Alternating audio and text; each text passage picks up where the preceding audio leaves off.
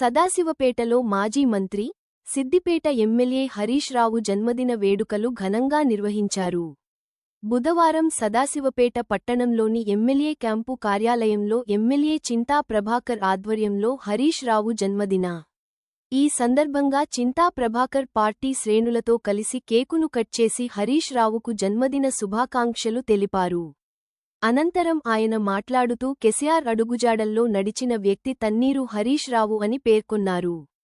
ప్రజాసేవే ధ్యేయంగా నిరంతరం ప్రజల మధ్యలో ఉంటూ వారి సమస్యల పరిష్కారం కోసం అహర్నిశలు కృషి చేస్తున్న హరీష్ రావు రాజకీయ నాయకులకు ఆదర్శంగా నిలుస్తున్నారని అన్నారు.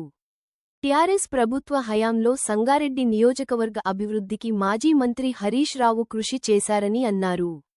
హరీష్ రావు ఆయురారోగ్యాలతో, సుఖ సంతోషాలతో దీర్ఘాయుష్యుతో ఉండాలని, భవిష్యత్తులో మరిన్ని ఉన్నత పదవులు చేపట్టి ప్రజలకు మరింత సేవ చేసే అవకాశం కలగాలని ఆకాంక్షించారు.